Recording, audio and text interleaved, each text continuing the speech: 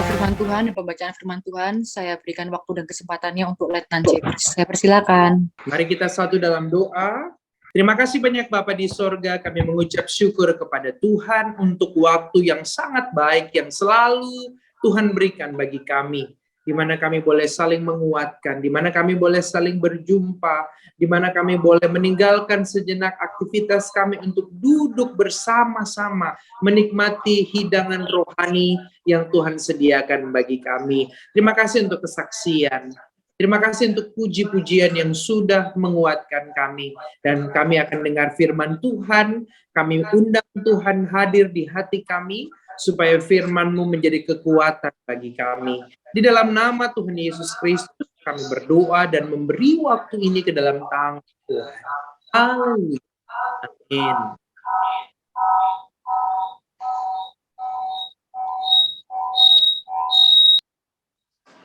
Ya, haleluya. Selamat sore, saudara-saudaraku, Bapak Ibu.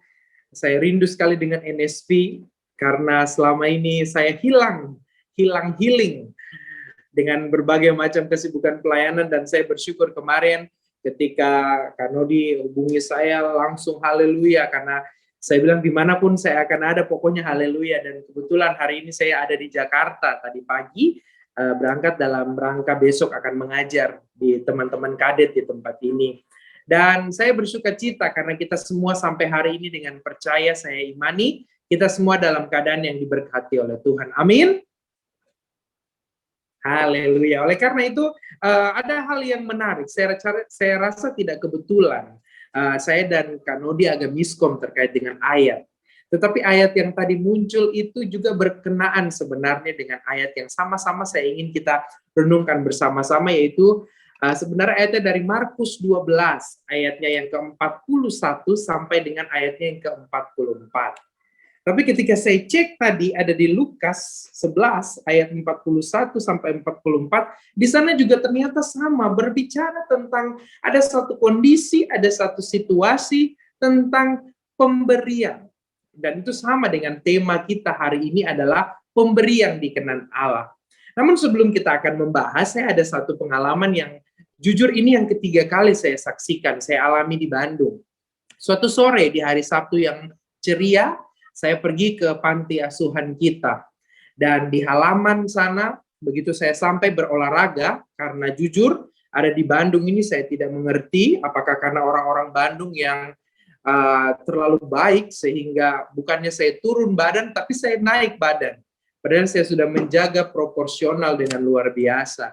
Nah, akhirnya saya putuskan saya harus olahraga, jadi sore-sore saya putuskan untuk olahraga, dan saya pergi lewat mampir di panti asuhan kita di Jalan Jawa nomor 18. Tiba-tiba seorang anak kecil namanya Emily dia datang dan dia berteriak, Kakak Jeho, dia datang, dia peluk saya. Dia bilang, Kakak Jeho dari mana? Dia selalu cubit pipi saya. Dia bilang, Kakak Jeho kok perutnya semakin besar? Dan dia bilang seperti itu. Dan saudara yang diberkati oleh Tuhan, di tangan Emily ini dia pegang makan sebuah biskuit. Tiba-tiba saya katakan, Emily, Kakak Jeho nggak dibagi biskuitnya? Tiba-tiba dia lihat saya dan dia katakan, emang Kakak Jeho mau biskuitnya? Dan saya bilang, iya, Kakak Jeho mau. Terus dia tawar-menawar dan dia beritahu kepada saya bahwa Kakak Jeho, tapi Emily udah makan dikit, nggak apa-apa, dengan dialek Sundanya, nggak apa-apa. Jadi saya katakan, oh iya, nggak apa-apa. Akhirnya dia berikan kepada saya biskuit ini. Setelah itu dia tunggu lagi saya, dia perhatikan, dan tiba-tiba dia katakan, Kakak Jeho nggak mau, kok nggak makan biskuitnya, nggak enak ya? Dan akhirnya, oh iya, saya langsung, baiklah kalau begitu, mau tidak mau saya harus makan biskuit ini. Dan saya makan dengan habis dan dia tersenyum dengan puas begitu.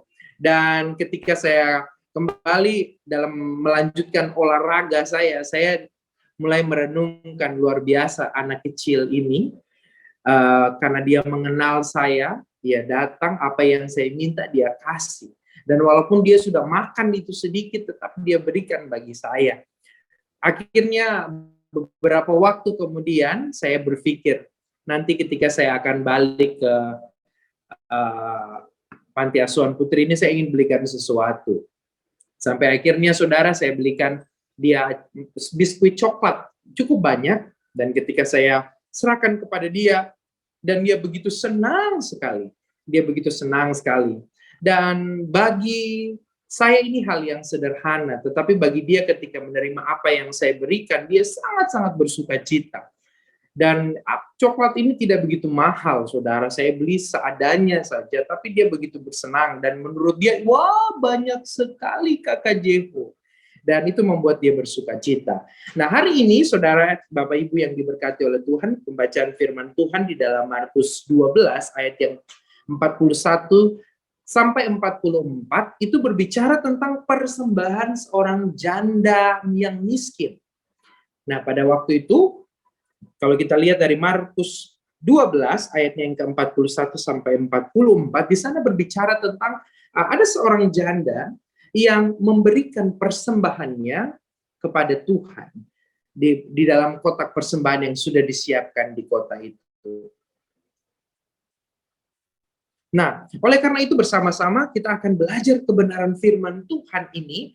Mari kita melihat ada 4 ayat dari bagian ini yang akan menjadi kekuatan kita sebagai orang-orang percaya untuk menjadi seorang pemberi-pemberi yang dikenal oleh Allah. Nah, oleh karena itu mari kita melihat dulu. Yang pertama pada ayat yang ke-41, di sana dikatakan, pada suatu kali Yesus duduk menghadapi peti persembahan dan memperhatikan bagaimana orang banyak memasukkan uang ke dalam peti itu. Banyak orang kaya memberi jumlah yang besar. Nah, ayat yang ke-41 ini, kalau kita melihat di sana, saudara-saudara yang diberkati oleh Tuhan, bahwa di sana ada kata Yesus memperhatikan bagaimana orang banyak memasukkan uang ke dalam peti itu. Jadi penting bagi saya dan kita semua bahwa hidup kita ini ada di dalam pandangan Tuhan. Allah memperhatikan segala sesuatu yang kita buat di hadapan Tuhan. Nah, sama seperti janda ini, seperti orang-orang kaya yang memberi kepada Tuhan, di sana kita berkata bahwa Yesus memperhatikan. Sehingga kata ini memperhatikan artinya sebagai orang-orang percaya, umat-umat Tuhan, anak-anak Tuhan, bahwa semua di hidup kita kita punya Allah yang memperhatikan kita. Yang baik, yang jahat, yang berkenan, yang tidak berkenan, semua hal Tuhan memperhatikan. Dalam konteks persembahan yang kita akan belajar sama hari ini adalah Yesus juga memperhatikan semua orang-orang yang memberi kepada Tuhan. Jadi hari ini saudara-saudara yang sudah menabur bagi pekerjaan Tuhan, saudara-saudara yang sudah memberi bagi pekerjaan Tuhan, percayalah bahwa semua itu Tuhan memperhatikan. Semua itu Tuhan melihat, semua itu Tuhan tahu, dan semua itu ada di hati Tuhan. Sehingga kita akan melihat kuasanya terus dinyatakan atas hidup kita di saat kita punya hati yang terus punya kerinduan untuk memberi. Nah, kita melihat lagi di dalam kalimat berikutnya, yaitu di sana Tuhan bilang begini, banyak orang kaya memberi jumlah yang besar. Saya berpikir, mengapa? Apa yang salah dengan memberikan jumlah yang besar? Apakah hanya orang miskin saja yang bisa memberi kepada Allah? Lalu kenapa Tuhan Yesus atau ayat ini berkata, di sana banyak orang kaya memberi jumlah yang besar? Nah, di dalam ending dari bagian ini, Yesus bilang persembahan yang lebih diterima adalah persembahan janda yang miskin ini dibanding persembahan dari orang-orang kaya. What's wrong? Apa yang salah? Apakah orang kaya tidak boleh memberi kepada Tuhan? Apakah orang kaya tidak diterima persembahannya? Bukan seperti itu, Bapak Ibuku sekalian. Tetapi ketika saya melihat bahasa asli dari kata memberi dengan jumlah yang besar, ternyata di sana menggunakan kata insolence. Artinya, ketika orang-orang kaya ini Yesus melihat mereka memberi bukan dari dasar hati yang tulus, tetapi dengan kesombongan mereka. Tetapi mereka memberi dengan mau pamer sama orang, ini loh saya memberi persembahan yang begitu baik. Dan semua orang harus tahu apa yang sudah mereka buat. Nah, Alkitab berkata dalam bahasa Inggris, di sana menggunakan kata insolence, artinya ada kecenderungan untuk sombong. Sehingga mereka bukan lagi memberi dengan dasar bahwa mereka mengasihi Allah, tetapi mereka memberi supaya mereka mendapat pujian dari banyak orang. Jadi sebenarnya bukan soal kaya miskin, besar kecilnya persembahan, tetapi Tuhan melihat bagaimana hati ketika memberi itu. Jadi tidak salah ketika kita memberi persembahan yang banyak kepada Allah, tidak masalah. Tidak salah juga bahwa kita memberikan segala sesuatu yang kita punya untuk Tuhan, tetapi yang menjadi esensi dari pemberian itu adalah sikap hati yang tulus memberi kepada Tuhan. Nah, kita kemudian melihat bagaimanakah persembahan yang dikenan oleh Tuhan? Bagaimana caranya supaya kita mau menjadi pemberi-pemberi yang dikenan oleh Tuhan? Jadi dari janda miskin ini saya mencatat ada 3 hal yang sama-sama kita bisa temukan. Bagaimana supaya kita jadi anak-anak Tuhan, umat-umat Tuhan yang memberikan persembahan dan itu dikenan oleh Tuhan. Yang pertama, Bapak Ibuku yang diberkati oleh Tuhan, kita bisa melihat di dalam ayatnya yang ke-42. 42 di sana berkata, lalu datanglah seorang janda yang miskin dan ia memasukkan 2 peser, yaitu 1 duit.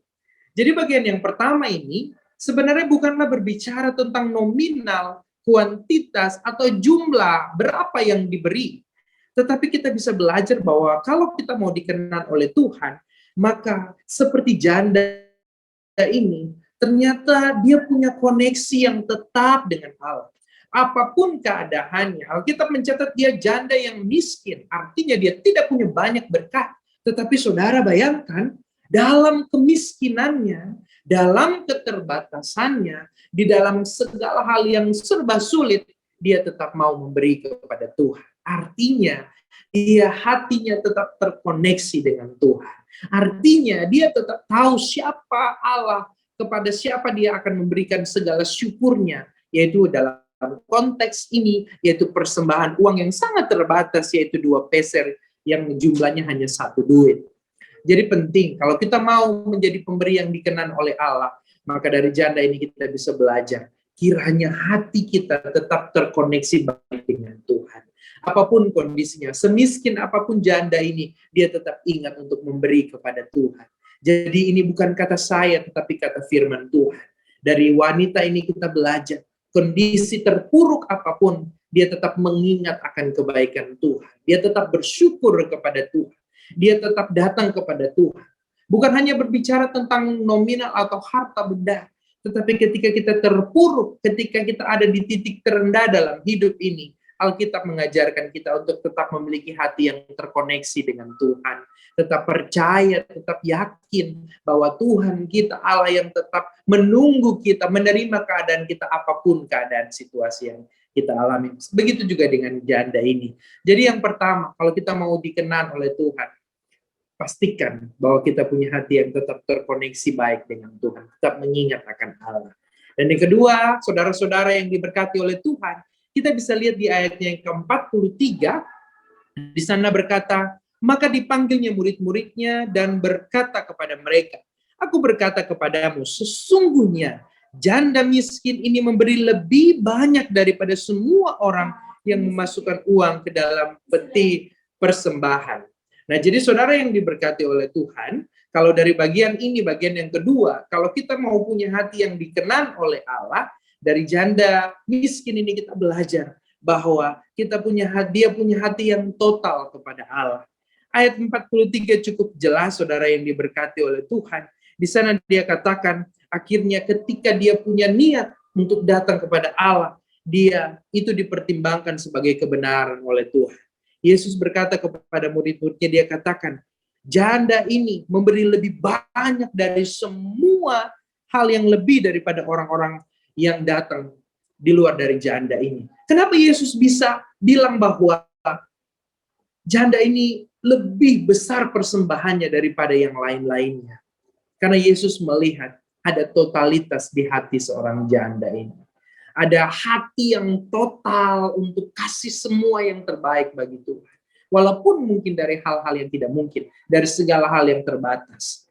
Jadi penting saudara yang diberkati oleh Tuhan, saya dan kita semua untuk memiliki totalitas kepada Allah. Memberikan segala sesuatu, waktu, talenta, bakat kita kepada Allah. Saya tadi diberkati dengan kesaksian dari Kak Ermin ya. Saya tahu tidak mudah ada di circle yang tidak biasa. Karena ada di tengah-tengah pekerjaan yang tadinya shalom, haleluya, semuanya dibalas. Tentu itu menyenangkan hati untuk melakukan pekerjaan. Tetapi ketika keadaannya berbeda, ketika kita ada di satu lingkungan, circle yang ternyata tidak seperti biasanya, mungkin itu hal yang sulit. Tetapi saya mau katakan, ketika segala sesuatu dikerjakan tetap dengan totalitas, melakukan segala sesuatu, Alkitab berkata di dalam Kolose 3:23, lakukan segala sesuatu bukan untuk manusia tetapi untuk Tuhan. Maka saya percaya ketika keberadaan Kak Ermin di tempat kerja tetap bisa menjadi garam dan terang, maka itu juga bagian dari melakukan segala sesuatu total untuk Tuhan. Mungkin kita juga semua di tempat dimanapun kita berada, lakukan segala sesuatu dengan segenap hati. Lakukan, biasanya Tuhan akan memberkati hidup kita. Dan yang bagian yang terakhir sore hari ini, kita bisa melihat di dalam ayatnya yang ke-44. Ayat yang ke-44 di sana dibilang, sebab mereka semua memberi dari kelimpahannya, tetapi janda itu memberi dari kekurangannya. Semua yang ada padanya yaitu seluruh nafkahnya. Bagian yang terakhir sore hari ini, Bapak Ibu yang diberkati oleh Tuhan. Kalau kita mau menjadi pemberi yang dikenan oleh Allah, milikilah hati yang berserah seperti janda ini. Alkitab mencatat seluruh nafkahnya dia kasih, yaitu Alkitab tinggal 2 peser, yaitu 1 duit. Itu semua yang sudah dia punya. Dia tidak punya lagi. Alkitab tidak lagi mencatat dia masih punya sisa harta yang lain. Bahkan Alkitab mencatat itu seluruh nafkahnya. Hidupnya ada di antara persembahan 2 peser, yaitu 1 duit itu. Artinya dia punya hati yang berserah. Ketika saya memberi ini kepada Tuhan, terserah Tuhan selebihnya hidup saya. Ketika yang penting ini milik saya yang terakhir Tuhan, selebihnya bagaimana suka-sukanya Tuhan atas hidup saya. Mungkin itu bahasa saya terkait dengan konteks yang dialami oleh janda ini. Jadi saudara yang diberkati oleh Tuhan, bagian yang terakhir ini yaitu mengajak kita semua untuk punya hati yang berserah. Saudara bisa bayangkan, tidak mudah bagi janda ini antara mempertahankan apa yang dia punya, karena itu adalah hal terakhir yang dia miliki, kepada Allah. Tapi pada akhirnya dia memilih pilihan yang terbaik, yaitu dia terserah Tuhan, yang penting saya persembahkan ini bagi Tuhan. Dan saya percaya walaupun Alkitab tidak mencatat, setelah janda ini memberikan persembahannya kepada Allah, tidak punya apa-apa lagi. Saya tahu ketika dia pulang ke rumahnya, barangkali dia bertemu dengan keluarganya, pasti Tuhan buka jalan. Pasti Tuhan memberkati dia. Pasti Tuhan akan melimpahkan berkat-Nya atas kehidupan janda ini. Saya tidak percaya bahwa Allah akan menelantarkan janda ini. Saya tidak percaya bahwa Allah akan melupakan dia. Saya tidak percaya bahwa Allah akan membiarkan dia begitu saja. Tetapi saya percaya ketika dia memberikan persembahan yang mungkin sangat sederhana ini kepada Tuhan, dan itu seluruh yang dia punya, maka saya percaya ketika dia pulang, dia akan pulang dengan berkat-berkat yang Tuhan sediakan. Saya rasa begitu juga dengan hidup kita. Hari ini, segala hal yang sudah kita berikan bagi Tuhan tidak pernah sia-sia, Bapak Ibu. Semua hal yang kita sudah serahkan kepada Tuhan, waktu, talenta, bakat, pelayanan, berkat jasmani, rohani yang sudah kita kasih buat Tuhan, tidak akan kembali. Saya tahu bahwa Tuhan mampu membuka jalan, membuka pintu berkat untuk menolong hidup kita. Dan kalau janda ini berhasil dengan prestasi iman terkait dengan memberi, maka doa dan harapan saya, kita semua sebagai umat-umat Tuhan di NSP ini juga dimampukan Tuhan untuk menjadi pribadi-pribadi yang dikenan oleh Allah dengan segala hal yang kita buat. Saya tidak perpanjangkan firman Tuhan, tapi kiranya kebenaran ini menguatkan kita, menjadikan janda miskin menjadi teladan hidup kita, untuk menjadi pribadi-pribadi yang terus mencari perkenanan Tuhan. Kiranya Tuhan memberkati. Oleh karena itu mari kita satu dalam doa, kita berdoa. Terima kasih banyak Bapa di sorga untuk kebenaran firman Tuhan yang sederhana bagi kami sore hari ini. Oleh karena itu Bapa di sorga, di dalam kesederhanaannya, kami percaya kuasa Tuhan dinyatakan untuk melengkapi dan menyempurnakannya kepada kami pribadi lepas pribadi. Terima kasih banyak Bapa di sorga, berkati kami semua, umat-umat Tuhan dimanapun kami berada di Indonesia, di berbagai macam tempat ini. Kami mau taruh hidup kami di tangan Tuhan, dan kami mau agar hidup kami menjadi pemberi-pemberi yang dikenal oleh Tuhan. Bukan untuk kepentingan kami, tetapi untuk kepentingan Tuhan. Terima kasih Tuhan, terus hadir di hidup kami, terus memberkati kami dari hari lepas hari. Di dalam nama Tuhan Yesus Kristus kami berdoa dan bersyukur. Haleluya. Amin. Amin. Tuhan Yesus memberkati. Haleluya. Haleluya. Haleluya. Terima kasih untuk firman sampai oleh Tuhan. Semoga firman ini bisa menjadi berkat dalam kehidupan kita, bisa kita terapkan dalam kehidupan kita